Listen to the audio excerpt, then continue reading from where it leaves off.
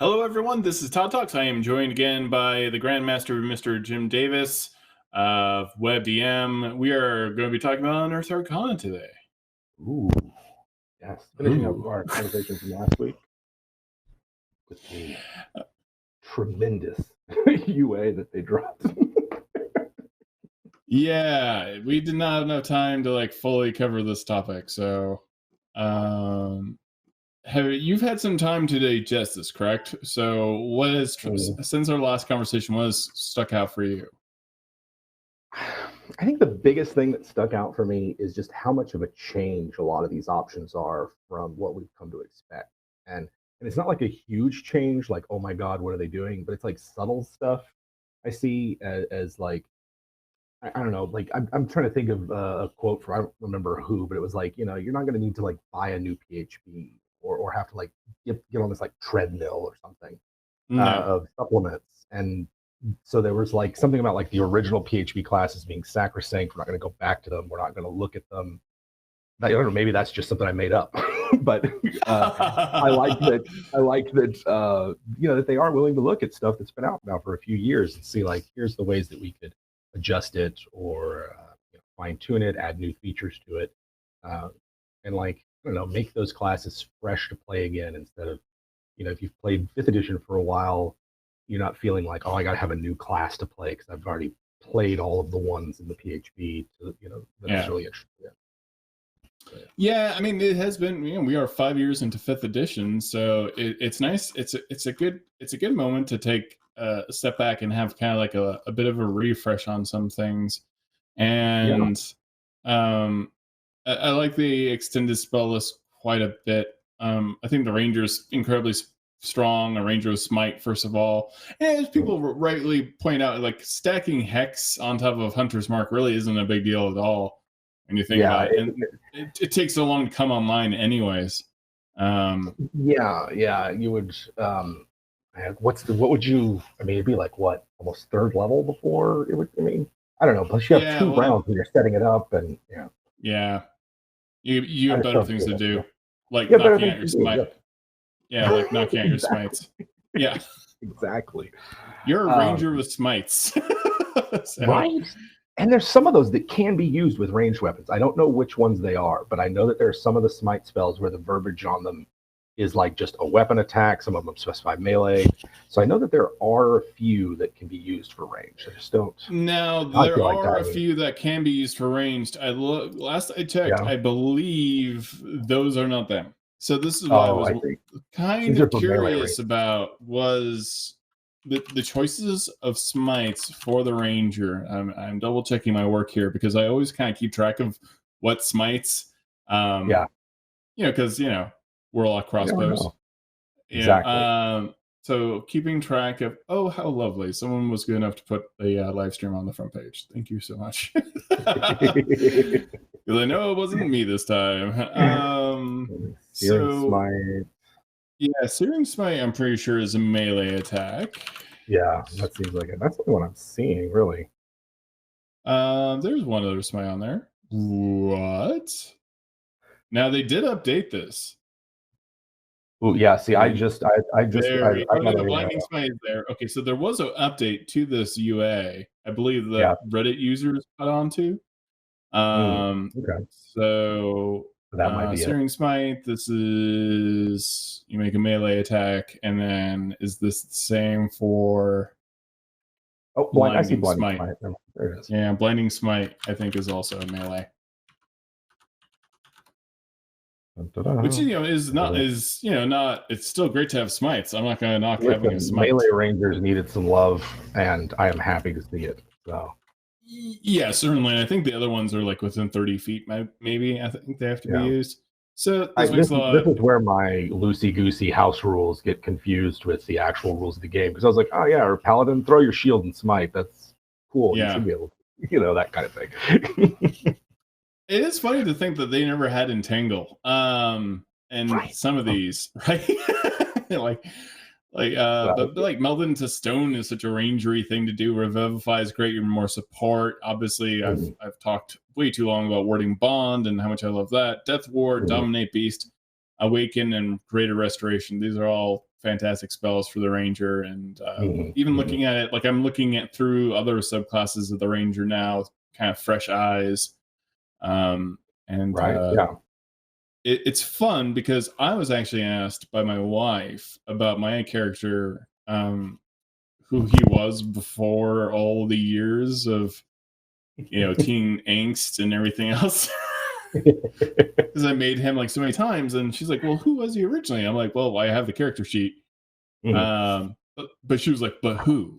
Like, what was he?" I'm like, "Oh, he's this real innocent kid who never liked to sleep in buildings and was always sleeping in a tent and was pretty naive." And I'm like, "Oh, it'd be kind of fun to revisit that character again." Just like a 40-year-old man. Right. Yeah. There's a lot of fun of like revisiting old characters. What I love about the ranger is like that is something that what you just said suggested to me, which is like they're just a person. Like of all the classes, I find like ranger is the most like I just adventure, right? Like I'm not a soldier. I don't tap into any kind of force. I have some tricks. I got an animal with me. They seem like they're meant for adventures. So anything that gives them some love, I'm happy. This is someone who's just very good at being a person. Back then you have to hunt for food. Yeah. Actually, you have to learn how to survive out there. A lot of people lived out in the wilderness. I mean, well, not a lot, but people did, out in the forests and stuff like that. And so this is kind of like a free spirit character who maybe they're a ranger not because they're going out there to fight trolls. They're a ranger because they just want to be just like left alone. And there's something very charming and appealing to that. Whereas like when you look at the druid, even you're part of a circle. At least that's the implication. I almost never play a druid who's part of a circle. I have played a druid under the 2nd edition. You got to kill your superior to advance rules. Oh man, those old soft spot in my heart for it. Man, nature ran tooth and claw. 1st and 2nd edition, rough. There's a part of me that just loves it. I like having to work for it. I like having to work for it. Yeah, you had to work for everything back then. I mean, D&D 1st edition almost punished you for picking up the book. Absolutely. Listen, as someone who has leveled up a 8th level magic user in original D&D, it is worth every. Were you like covered in bubble wrap the entire time? Like how? No, I died 3 times. I used up all 3 of our party resurrections myself. But you know what? If you can put a whole group of 20 goblins to sleep or fireball a giant, that's what you get. Sleep was evil. Sleep was very evil back then. I think sleep is remarkably like toned down now.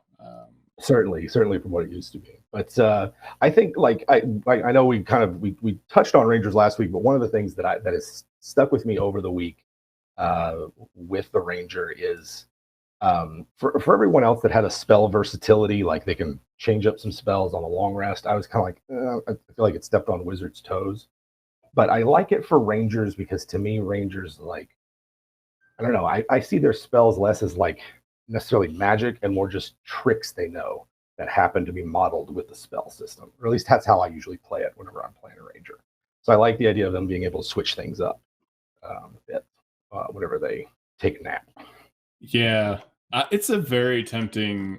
It's almost kind of like aspirational class for me right now, right?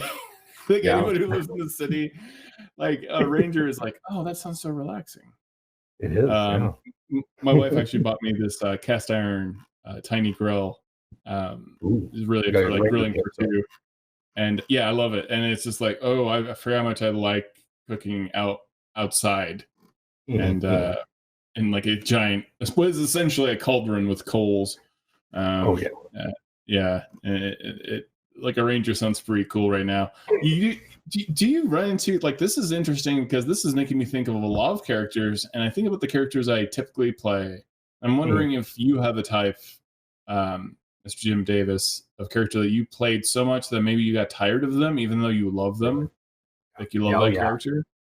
Yeah, I have a type. The bookish caster who would is out for power above anything else. Someone, a Raceland clone. If everybody else had clones, I had a Raceland clone, and I've played that character probably in 3 or 4 iterations.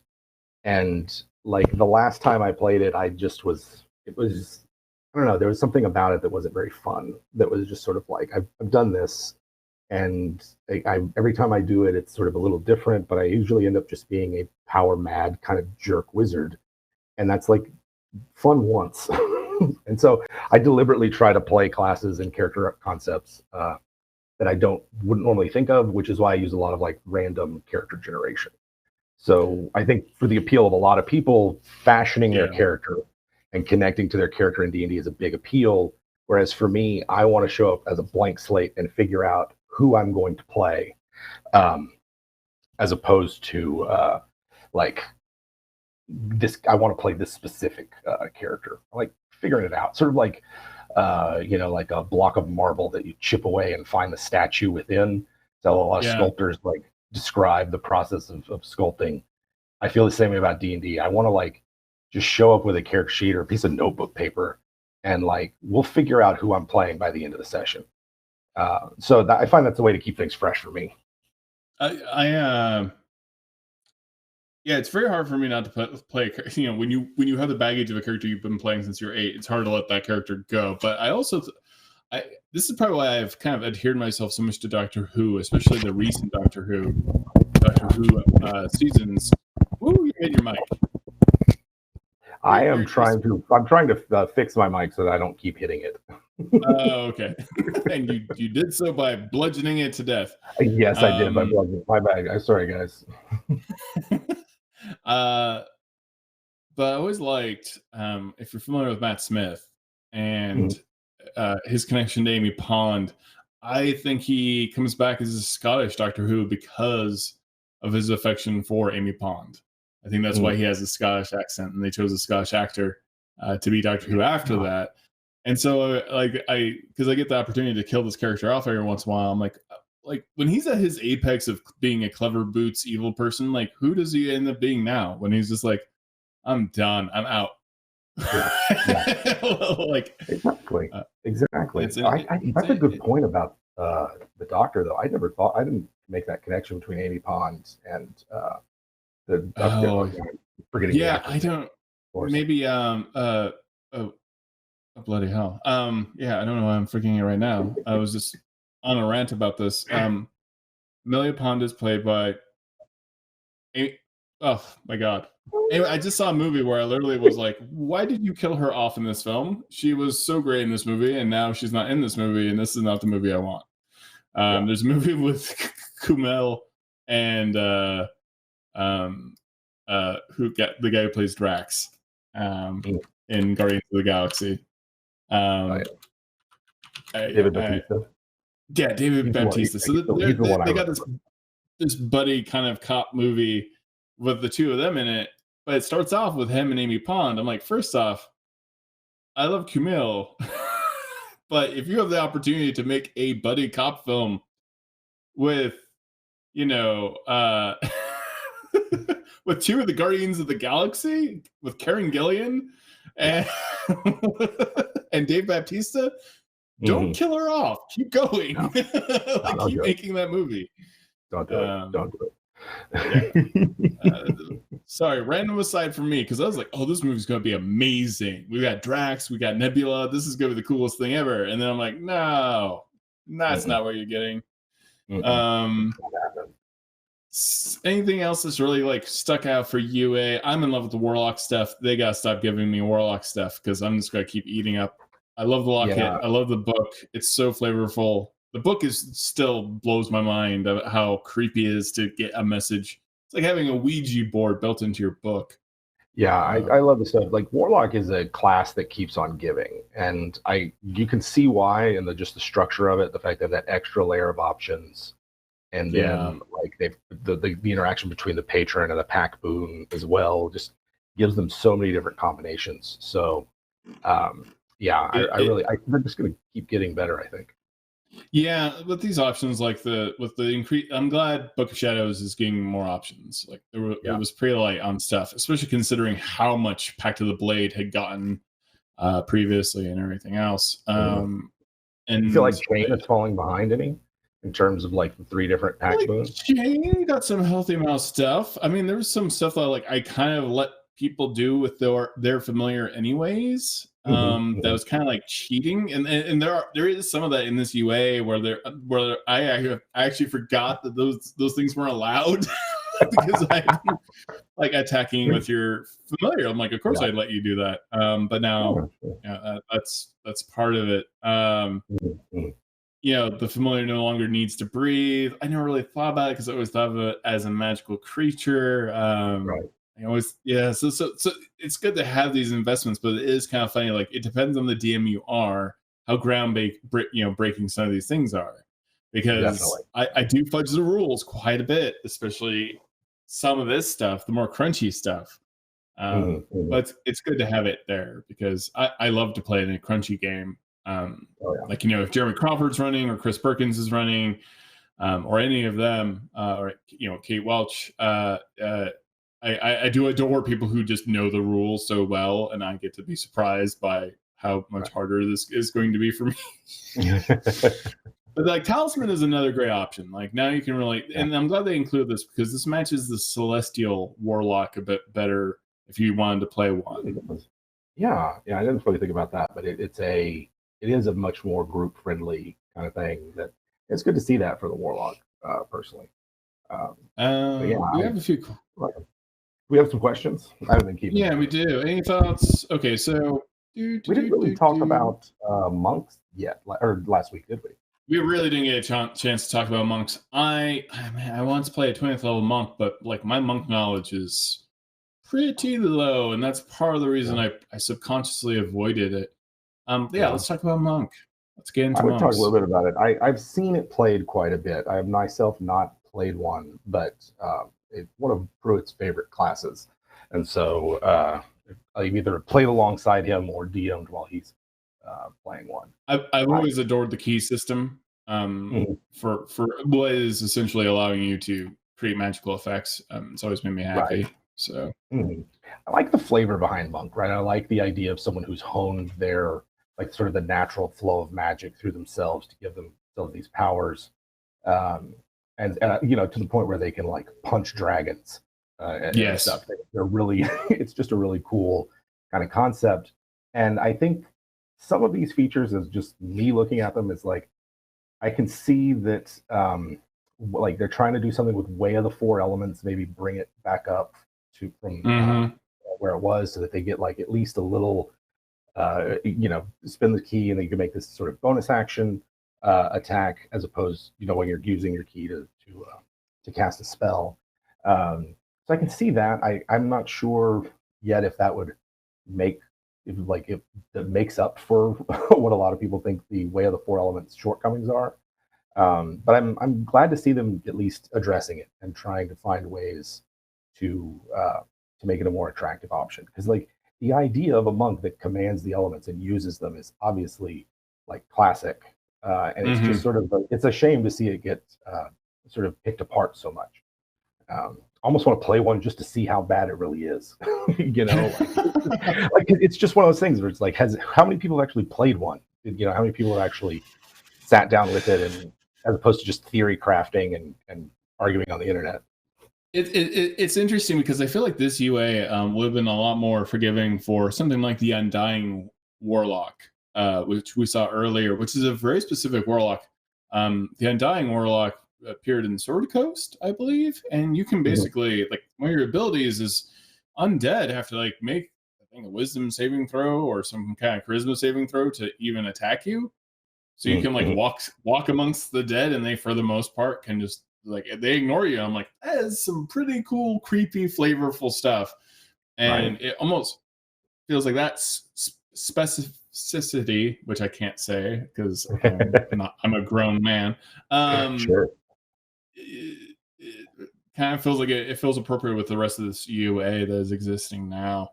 I think it was a little ahead of its time. I don't know that it was super powerful, but also had a zombie mechanic in there, which I call it a zombie mechanic. Whenever you drop to 0, you pop back up. Kind of fun stuff. Yeah, so key features, you get to distant eye makes a lot of sense for a monk.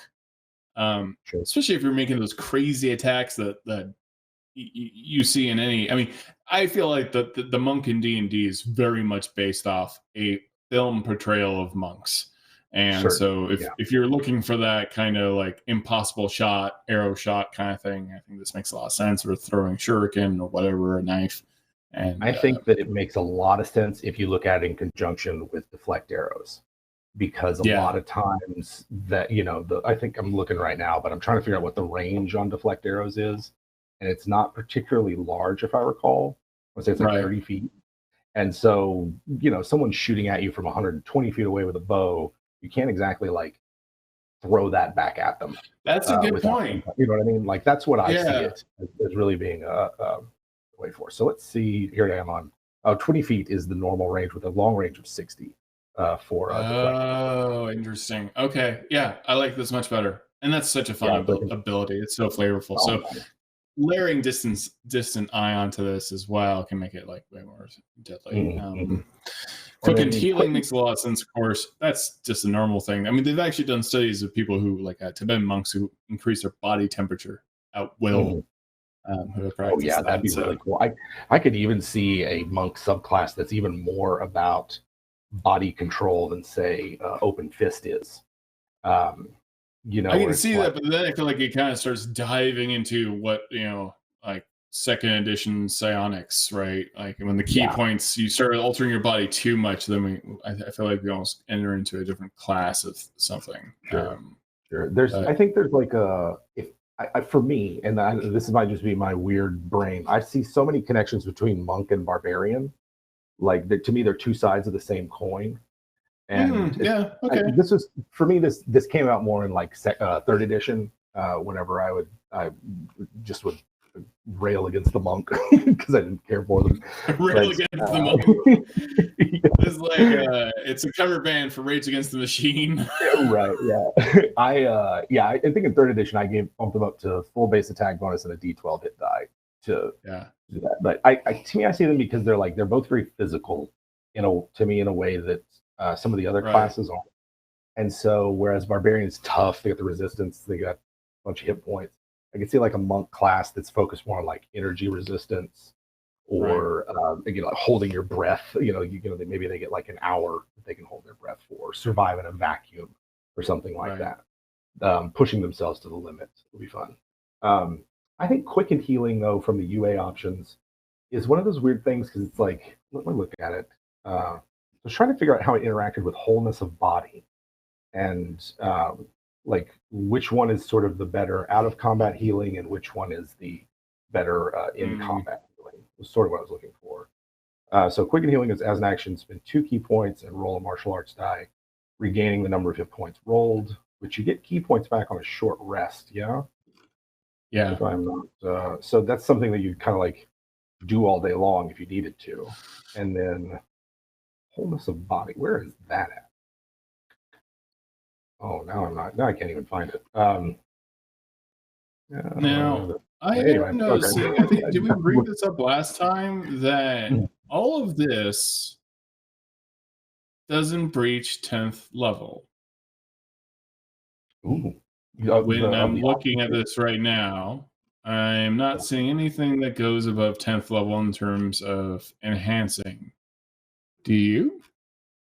I don't see anything like that. No, now that I'm looking at it or paying attention. Yeah, every enhanced ability or replace ability appears to be 10th or lower, and that indicates to me that maybe this is part of something much larger. That's not conspiracy theory stuff. That's just telling me that, like, okay, well, they're probably not going to stop at 10th for alternate options. They could easily, because this is amazing, and I'd be perfectly happy if they did, but I wouldn't be surprised if like there's some stuff that's going above 10th, right? See that. It'd be interesting to see. I mean, so many people don't get to 10th level, or that's where they stop. It's such a common phenomenon. It's really hard to get to 20th level. We actually just got finished working on my first RPG writing gig, which is for an epic level supplement, and there's a lot about it where you're trying to think of like, all right, what does epic level carousing look like, and just trying to think of how you translate some D&D isms into that level of play. It's a challenge, I find it very satisfying, but I agree. I think we could we could stand to see more high level options for D&D, and hopefully I was even talking with a writer friend about creating a supplement for higher level options, and that was part of Avron's Guide to Godhood, nice. that may be appearing in DM's Guild, in a DM's Guild near you. Not DM's Guild, but DM's Guild. So, because I always wanted to explore like the nature of godhood, and also it's a little I just see that character selling you a book on how to become a god as a scam. Like, it may all be a lie. Everything in that guidebook, I like the idea of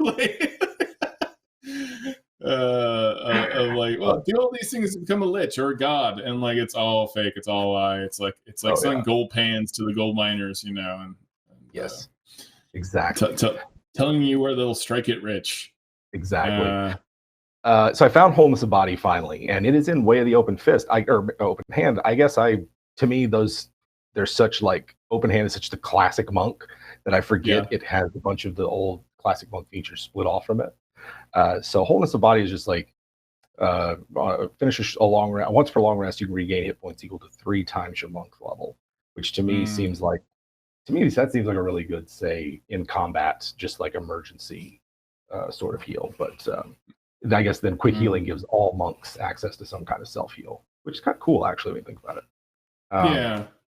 What do you think about the monk weapons? Kind of like I'm not familiar enough with the monk weapon. I mean, this is nice that you're able to do this. I mean, you can just say, okay, I'm good at these weapons. But again, like, I don't play a lot of monks, so I have to, as much as I'd love to pretend to be the expert of all things D&D, there are some blind spots I have, and monks are definitely one of them. I did, however, kill a demon with my bare hands in a 20th level game, but that does not a monk expert make me. And that was second edition. So. It was a long time ago in a basement far, far away. So right.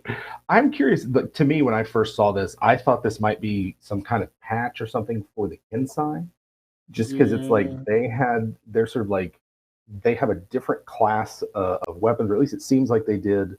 They only work. I'm looking at it right now. You choose one ranged, one melee.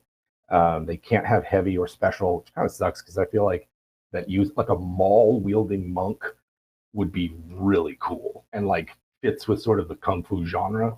But and then longbow is a valid choice. This is from Kensai that I'm reading. And then they're monk weapons for you. And then they also are, I guess, Kensai weapons. So I don't know if this changes anything with Kensai or not. I'd have to, I guess, maybe think about it some more. But I like the idea of having different weapons for your monk, just because, I don't know, it's to me, like the traditional monk weapons from D&D very much are tied in with that like kung fu action cinema style of martial arts, where I kind of see them as you could have any sort of weapon, right? Like martial artists all over the world use different weapons for their their styles and everything. So I'm glad to see this. I like it. I like the change there.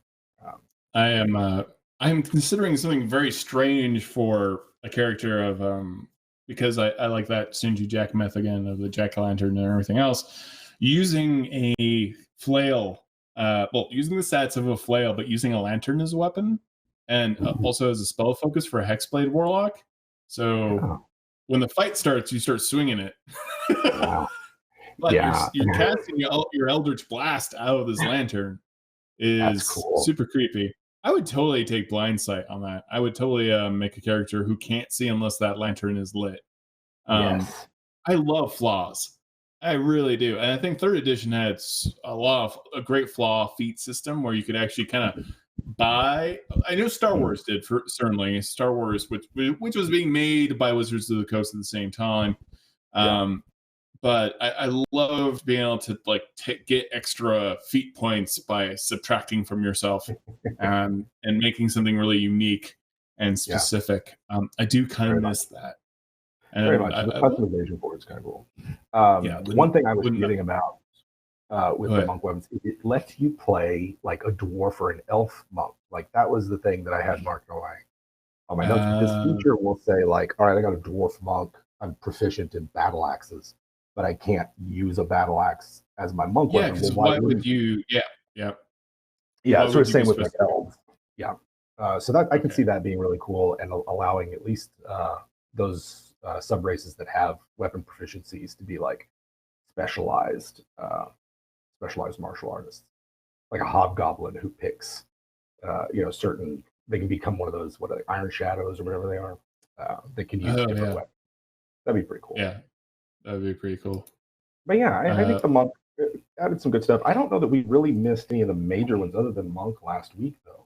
Barbarian didn't get a ton by any means. Barbarian can now kind of pounce, sort of. So that's a new thing. Berserker, because I think that uses up their retaliation strike. I think, or at least have a reaction for it.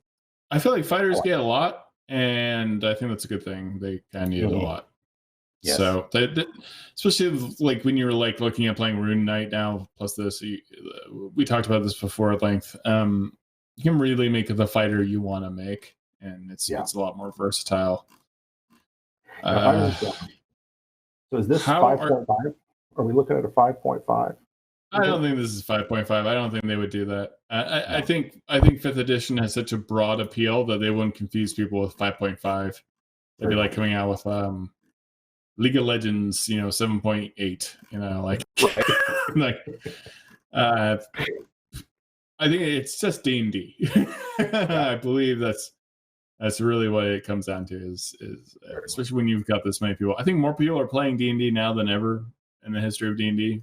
I think that sounds about right. I knew that there was some a few years ago. There was still talk about like how the golden age in the late 70s and 80s was still. Yeah, this is the golden age. But I'm walking into. I visited like 3 toy stores in the last week with my kid, and all of them have D&D products in them. Right? Yeah, like I could buy the Essentials kit. I could buy the Critical Role minis at a toy store in a mall in Canada, and I was like you walk into Target and there it is. There's D&D. Yeah. It's way more pervasive now than ever before, and I've got neighbors asking me about it. So that's the level of. I have neighbors that have recognized me from the show and other shows, which may or may not be a good thing. That's happened to me too at a Christmas party in the neighborhood. Don't you do those YouTubes?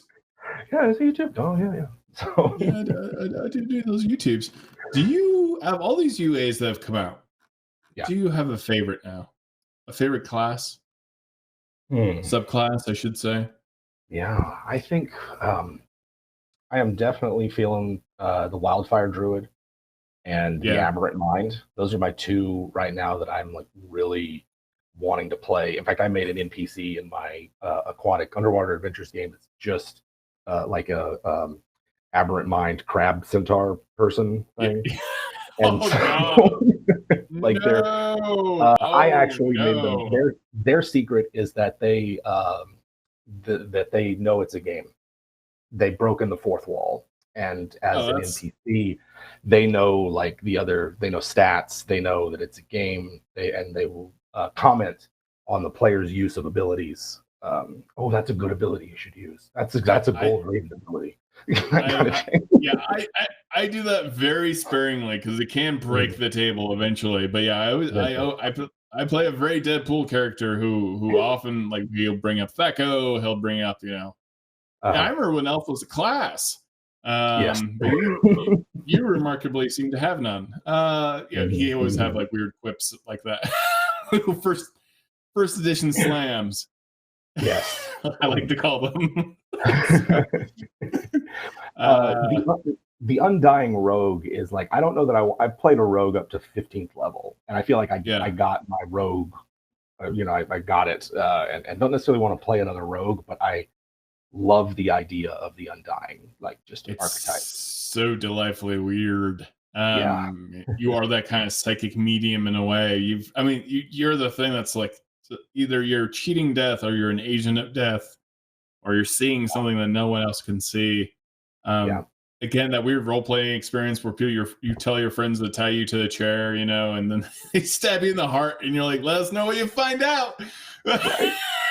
Because there's campaigns. Once you're up to 20th level, Yeah, you'll kill a party member to get some answers. Why wouldn't you? Come on. Yeah, I could have seen that happening in Critical Role. Like, I could have seen, like, okay, well, one of us has to die. So, all right, who's got the diamond that's going to bring me back? Yeah. Oh, well, we're out. Oh, man. Okay, so would you? All right, here now I'm thinking about the Zealot Barbarian mixed with an Undying. Like, I could see like those two things work really nice together. That's super creepy. I mean, a Zealot Barbarian that worships death. Yeah, that's a villain character. That's more than the player character, but that's so metal. Yeah. That might replace my current. How you layer that onto a roguish barbarian is always. I like rogue barbarians just because they remind me of Conan, but that's not. That's true. Do you have any questions from we got some questions. I am a new DM and I have some players who want to delve into Unearthed Arcana, especially the Barbarian. What would be the best way, would you say, to implement Wild Soul into play? How would you... Now, I don't completely understand this answer. I can tell you that the Wild Soul is available to play on D&D Beyond right now. It does all the math for you. I wouldn't be a very good employee if I did not recommend that you try D&D Beyond for all your digital D&D needs. But like, if you're wondering, let's see, the best way would you say implement a Wild Soul into play? Well, if this is a question about mid-game, I would say you have regular barbarian that just gets hit by like a magical explosion, like an entire wizard tower explodes while the barbarian's in there. Or an artifact of some kind, explodes when the barbarian's nearby. And now he's got this Wild Soul ability. Yeah, that is a good point, though. I take it to mean more narratively, I think, just because it is a weird, like, you have to, the condition for it, right? Like, and you're not going to be this barbarian at first level. So it's like, this is like the revived rogue. Because like Rune Knight, you can learn runes. This isn't something embedded in you like Giant Soul Sorcerer. But revived rogue, you're like, third level. I've been dead a lot. Right? Like, what have you been doing up to third? How did you even make it to third level? Breathing. At this revelation. It's very Radiohead. If you've seen that music video.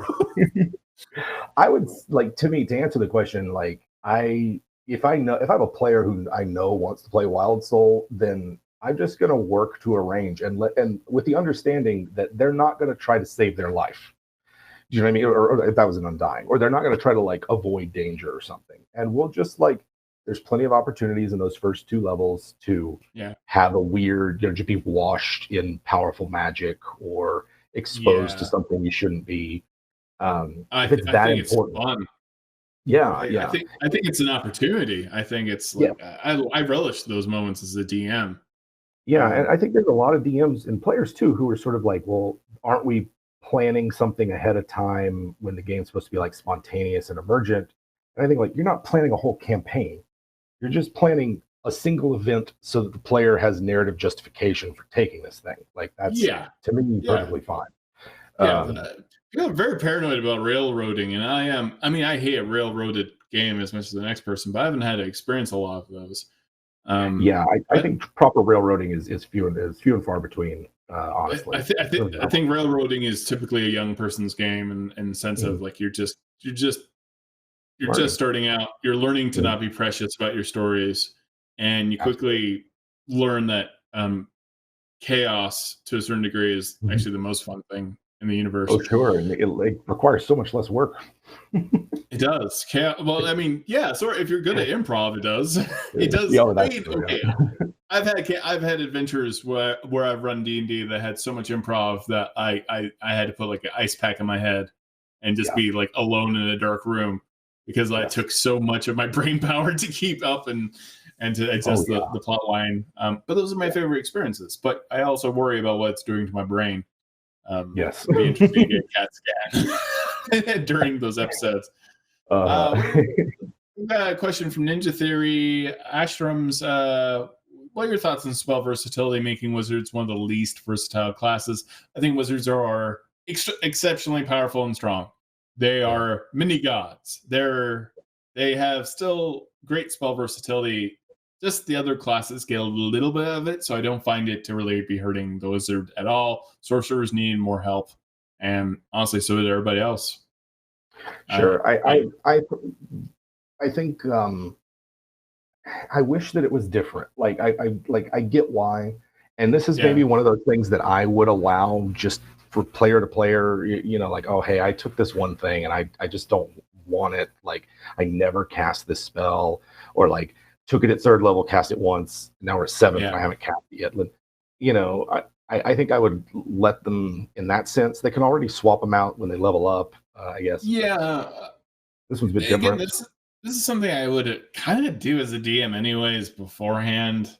I didn't, you know, if you're not happy with something, you don't want a player stuck with that for the rest of their, you know, their gameplay career. Certainly not, yeah. I do think that it steps on a wizard shtick, though. I think that like the wizard can still rearrange their entire spell menu for the day. They're not just swapping out one.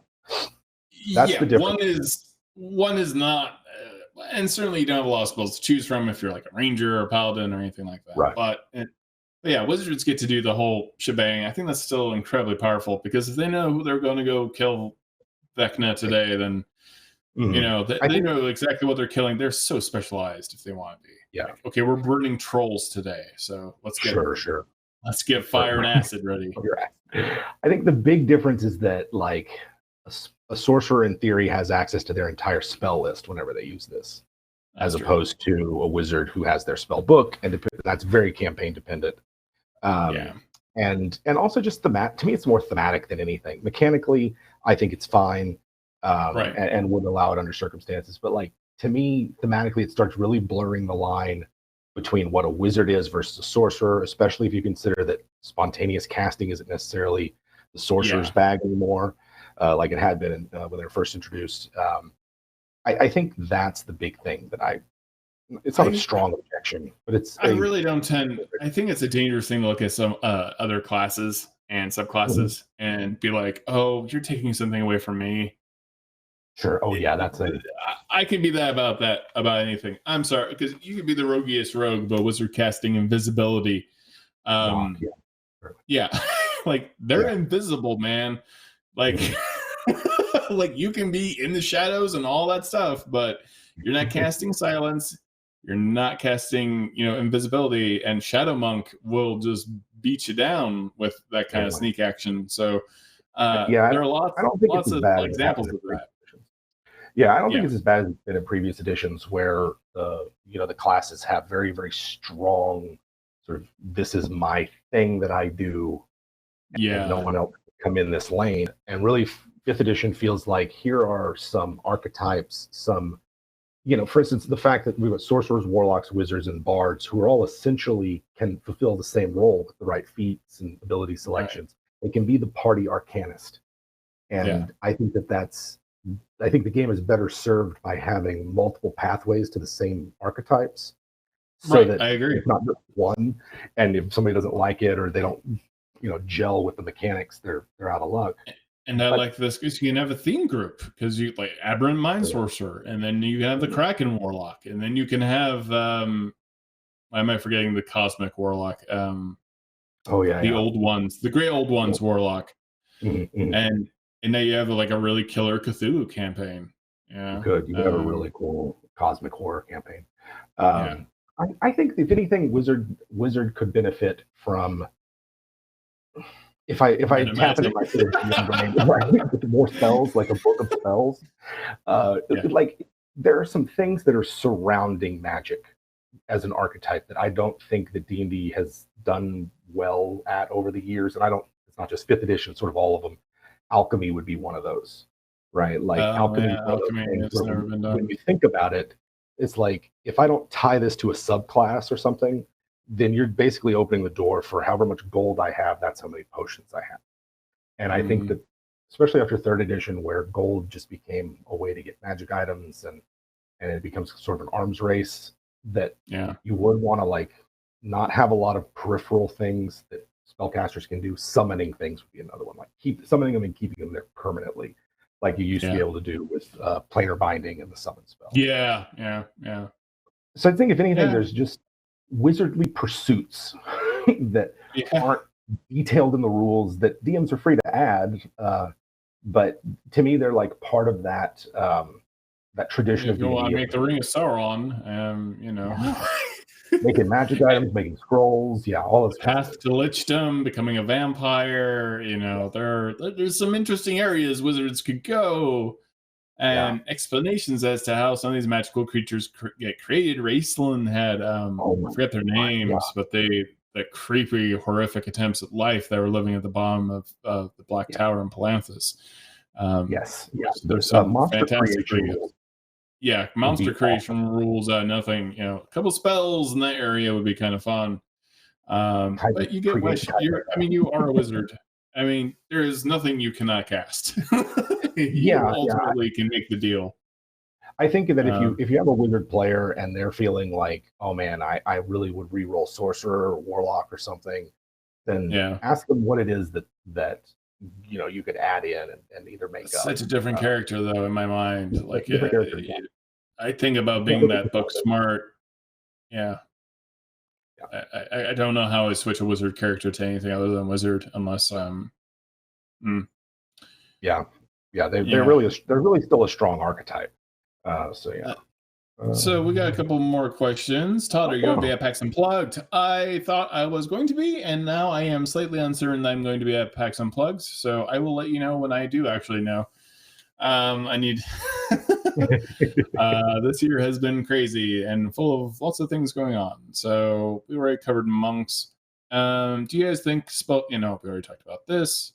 Well, when the new source books and adventures are released, how do you usually consume that content? Read back to forth, skim through it, or just look at the pretty pictures? How do you incorporate that content into your current campaign? That's an interesting question. So I almost exclusively, strangely enough, write my own adventures, but I do skim them other adventures because there's fantastic ideas that I find myself, if I'm reading any adventure from Chris Perkins or Kate Welch and Ann Lee and all of them, I'll find an idea and then it'll make me think of something else. It's kind of like reading a book. And you stop reading the book and you look out in the distance and then you think of a concept for something else. And so it's constantly a point of inspiration for me. I obsess over subclasses and classes. I'll reread them again and again and make concepts over and over again. And that's how I incorporate them because it's almost my going to bed ritual. I'm on my iPad and I'll like roll up a character virtually every night. I'm pretty obsessive compulsive. We also have another question about Talisman Warlock, which is, what if the talisman is a wedding ring? That's brilliant. That's not really a question. It's a statement. So that's really cool. How do you consume it, Mr. Jim Davis? How do you consume D&D?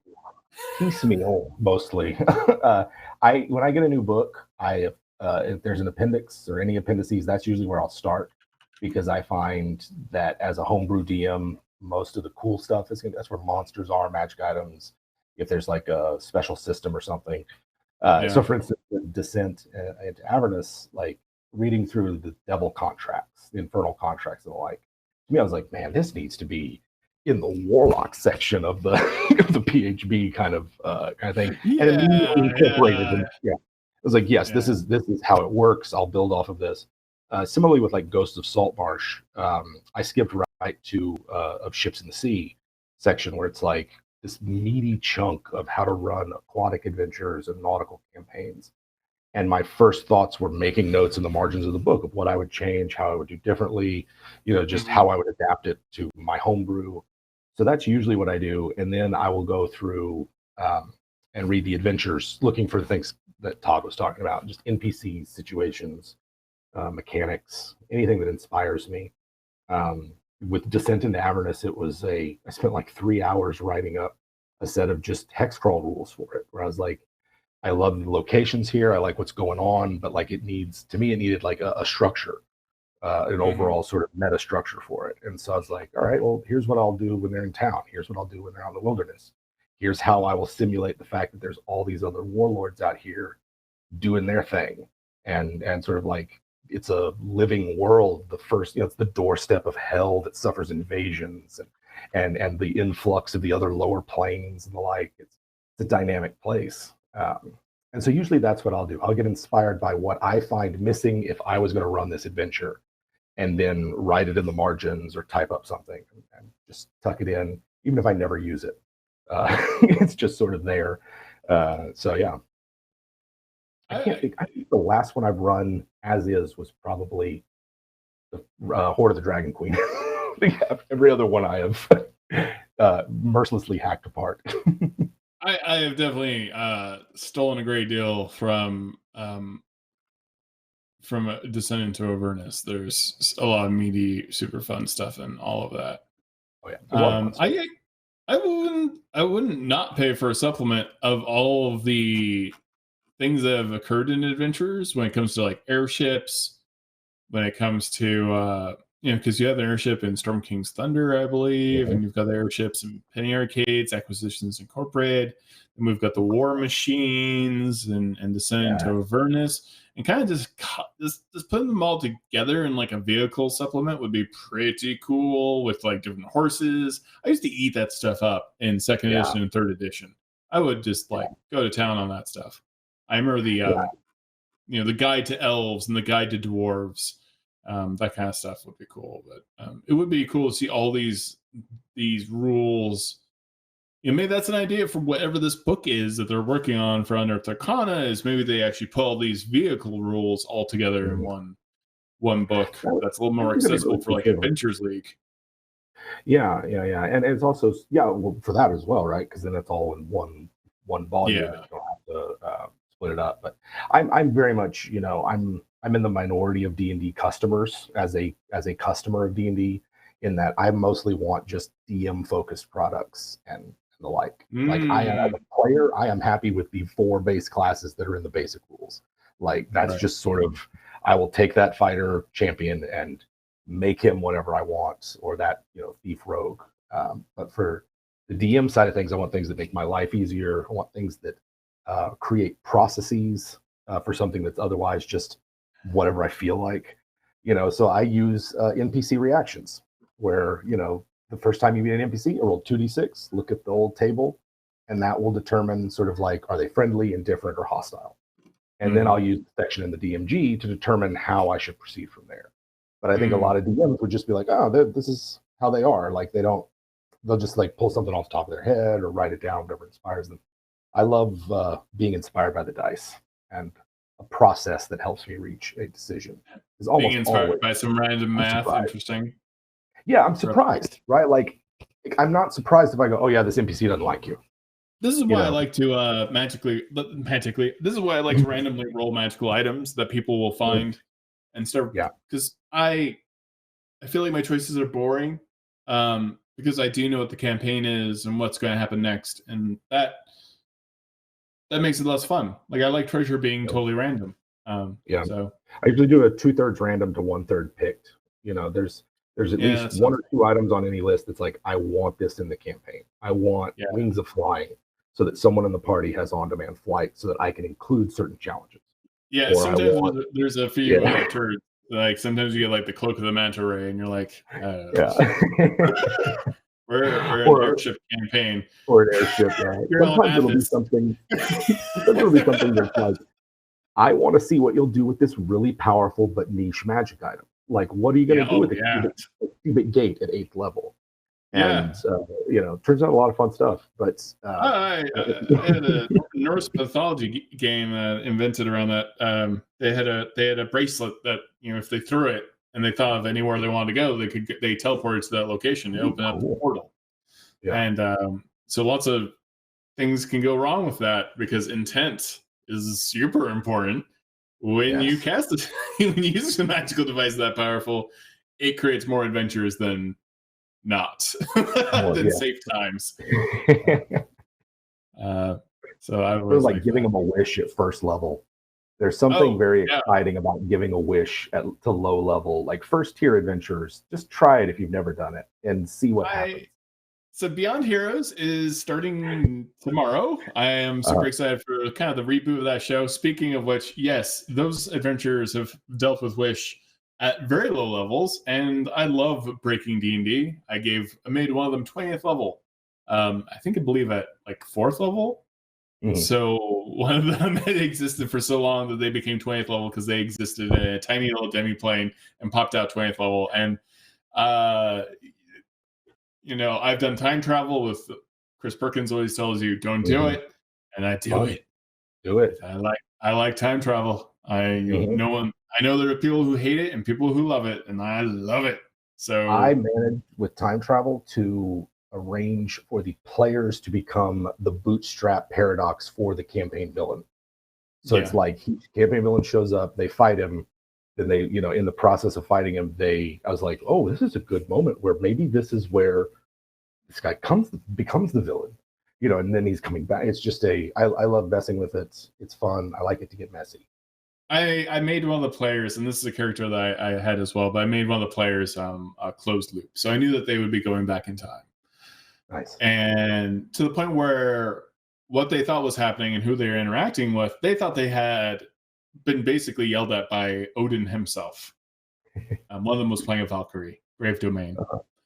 And Odin basically said, you're terrible, you're worthless, you're gambling in this bar on like who's going to live and die, and you obviously know that. You are no longer worthy, give me your wings. And then she does.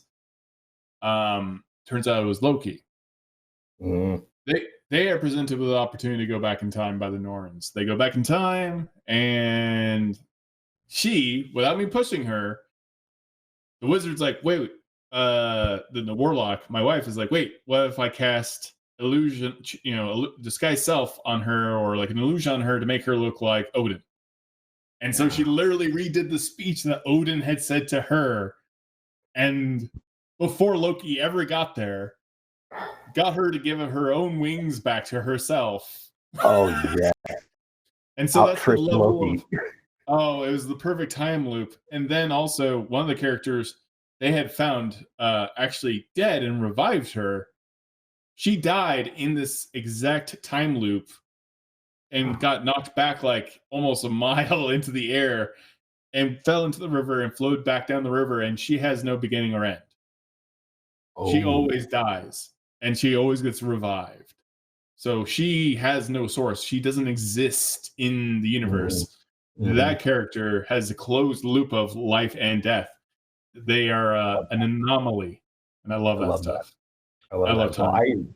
I like time as well. I like the sort of the fun things you can do with it, the fact that it is messy, the fact that there's a lot going on. And there's so many great second edition supplements that deal with the ancient past of at least Faerun. I don't know if there was any others, but there's one where it's like Faerun has like the layer cake of settings. Which of these 8 old dwarven civilizations do you want to check out? But it's like, how do you deal? It covered rules for like elven high magic and like mythols and things, and all these ways that you can incorporate it, including time travel. I want to say there was 2 or 3 of them like that, and ever since, I've wanted to do like a heavy sort of time travel kind of thing. Oh man, well, our time is up, but that is a great idea for a supplement right there. I know Chris Perkins will hate this idea, but will give us a Faerun campaign setting with 7 of the campaign settings in time. Like, give us 7 versions of Waterdeep. Faerun. They send mithril golems back in time, and then they go check them out in a cave to see what they found. Give us 7 versions of Waterdeep. All 7 of them. One was Elven, one was Dwarven, one. I would definitely buy that. That would be like the deep past of Forgotten Realms and how to run in each era would be. I would be all over that. That'd be awesome. Yeah, that'd be amazing. All right. Well, there we go. Next product. Check out WebDM. It's a wonderful YouTube channel, Patreon. You get all kinds of great information. I watch their videos all the time. And also they're just like D&D ASMR. So, if you just want to relax and learn about the rules, listen to some WebDM. Jim Davis, thank you so much for being on the show. Always a pleasure. Thank you, sir.